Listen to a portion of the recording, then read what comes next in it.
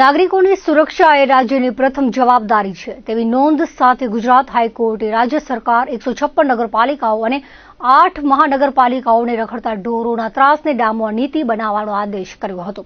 તેમ છતાં કચ્છના શહેરી અને ગ્રામીણ વિસ્તારોમાં આજે પણ રખડતા ઢોર રાહદારીઓ અને વાહન ચાલકો માટે મુસીબતનું કારણ બની ઠેર ઠેર ભટકી રહ્યા છે. ખેતી બાદ પશુપાલન જેનો મુખ્ય વ્યવસાય છે એવા કચ્છ જિલ્લામાં રખડતા ઢોરની સમસ્યા લાંબા સમયથી સરદર્દ સમાન બની છે. કચ્છના 10 તાલુકા મથકો અને મોટા ગ્રામ્ય વિસ્તારોમાં રખડતા ઢોરના કારણે નાના મોટા અકસ્માતોના બનાવો રોજિંદા બન્યા છે. ભુજ, અંજાર, ગાંધીધામ, મુન્દ્રા, ભચાઉ, રાપર, નખત્રાણા જેવા વિસ્તારમાં રખડતા પશુઓએ લોકોને હડફેટે લઈ મૃત્યુ અને અસ્થિભંગ જેવા અનેક બનાવો પોલીસ ચોપડે નોંધાયા છે. જિલ્લા મથક ભુજ ઉપરાંત તાલુકાના માધાપર જેવા વિકસિત ગામોમાં જાહેર માર્ગ પર રખડતા ઢોરો જોખમરૂપ બન્યા છે.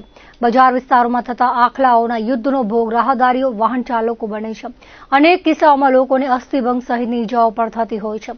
જાહેર માર્ગ પર થતા ઘાસચારાના વેચાણને અટકાવી શકાયું નથી, જેથી રસ્તાઓ પર માલધારીઓના ઢોર પડ્યા પાથર્યા જ રહે છે. આ ઉપરાંત ભુજની શાક માર્કેટમાં જાહેરમાં જ કચરાનો નિકાલ કરવામાં આવે છે, તેથી બજારમાં ગ્રાહકોની સાથે પશુઓની પણ સતત હાજરી રહે છે. રખડતા ઢોર વડીલોના હાથમાંથી શાકભાજી, ફળોની થેલી આંચકી લઈ ઈજા પહોંચાડતા હોય છે. સુધરાઈ સમક્ષ વારંવાર રજૂઆતો આવી હોવા છતાં કોઈ નક્કર કાર્યવાહી કરવામાં આવતી નથી. માનવ જિંદગીનો ભોગ લેવાયો હોવા છતાં તંત્ર દ્વારા રખડતા ઢોરોને ખસેડવામાં કોઈ પગલાં લેવાયા નથી, જેથી લોકો પર સતત જોખમ ઝળુમતું રહે છે. કચ્છની ભુજ, ગાંધીધામ, અંજાર, મુન્દ્રા, માંડવી, ભચાઉ, રાપર અને નખત્રાણા નગરપાલિકાઓ રખડતા ઢોરને ખસેડવામાં સદંતર નિષ્ફળ રહી છે.